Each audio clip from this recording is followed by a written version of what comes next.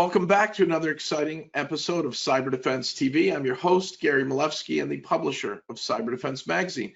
Sitting in my hot seat today over the remote is Christopher Jordan. He is the co-founder and CEO of Fluency Security. It's fluencysecurity.com. Christopher, welcome. Thank you. So tell us what you do. You're an innovator. You're doing something a little bit different in the SIEM or SIM space. What do you do? How do you do it? How's it different? Well, our big focus is not on corporate networks, it's on a corporate infrastructure.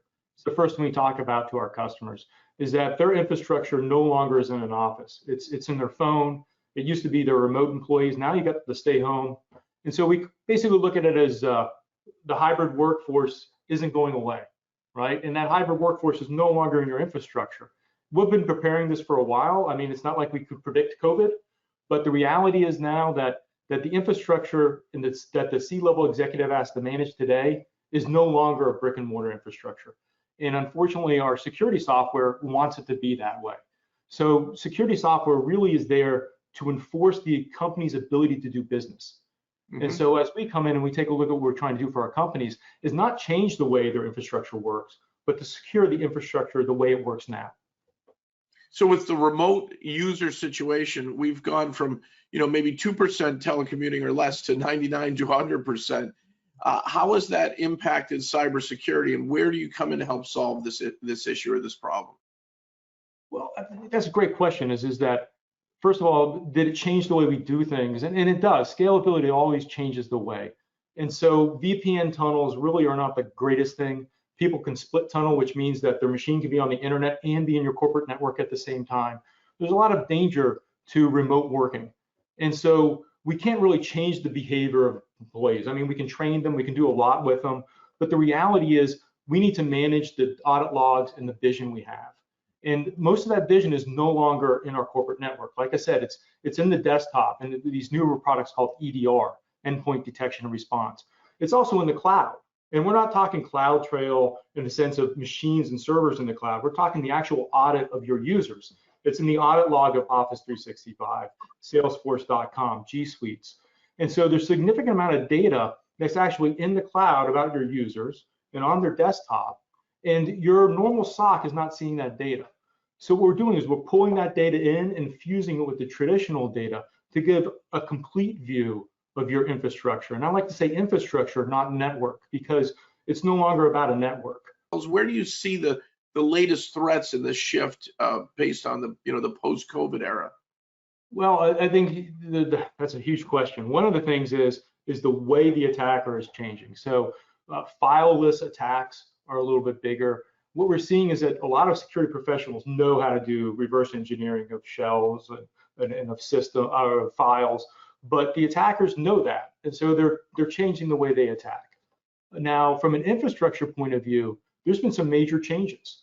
So when CrowdStrike started doing EDR software, even though they call themselves an EPP, which is endpoint protection, EDR is endpoint detection and response.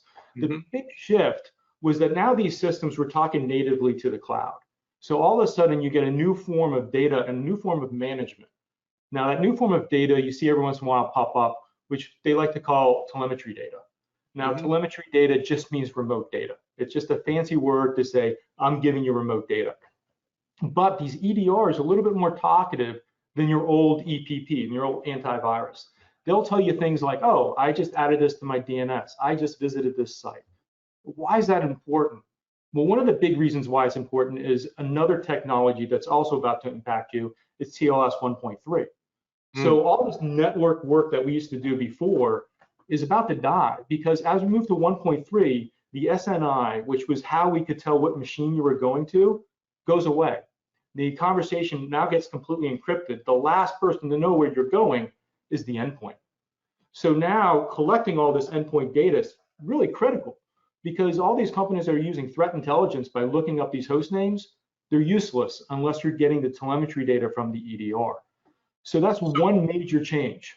Has your team at Fluency Security written plugins or connectors to all the endpoint protection or EDR solutions so that you can kind of make intelligent decisions on that data, get rid of the noise, signal to noise ratio and say, alert, here is a real problem and here's why? Wow. Okay, so it's really in two different positions, right? The first question is how well can you get that telemetry data? And the second is how well do you understand it? So let's take a look at the first one. Every product's different right now. EDR is still very new. So we kind of like the Sentinel-1. I don't want to put one product above the other, but Sentinel-1 has given us really great raw data feeds from its Kafka hook. So there's a thing called Hermes, and it's giving us raw data as it communicates up. And that's pretty important for two reasons. One, there's a lot of data. And two, we want it in real time. We don't want to have to ask you, give me the last 5 or 10 minutes worth of data. We want it streaming in. So the design of the EDR, we're kind of tied to that.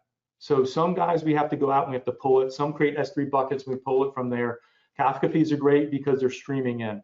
But we can't really change the way they do business. So the quality of their data is fairly important to us. And when we work with a customer, we'll use what they have, but we'll try to push them along to noisier systems. And the reason why we want noisier systems is because we don't know what data really is security data.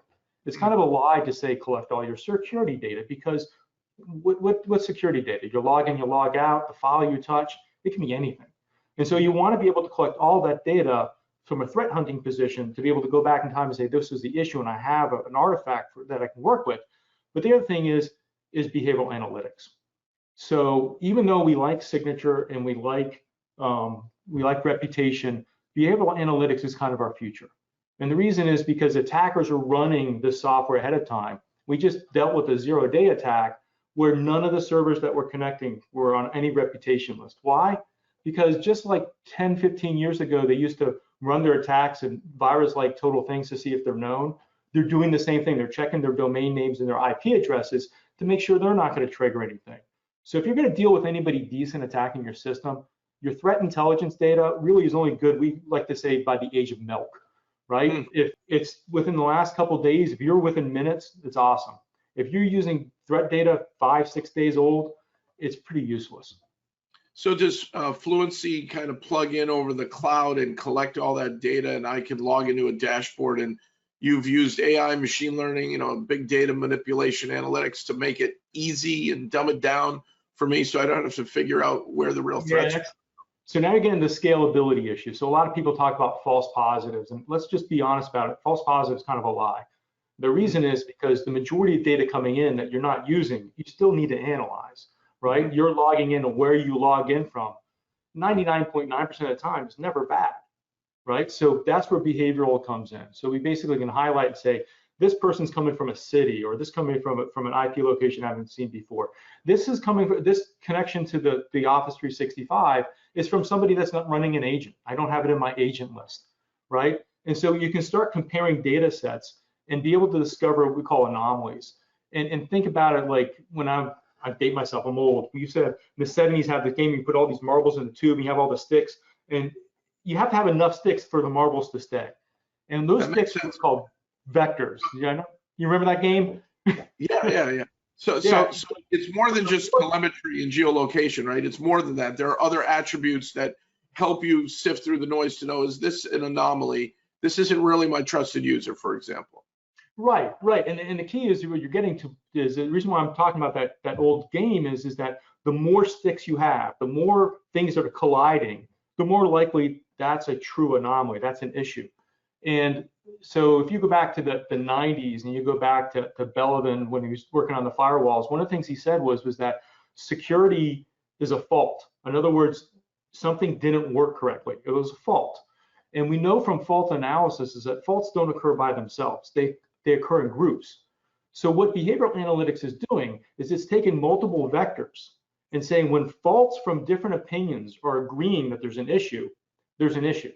Now, is it a security issue? Not necessarily, but it's an issue. It needs to be investigated. And what you're going to find is that that's probably the best way of finding new attacks is by finding convergent vectors of fault.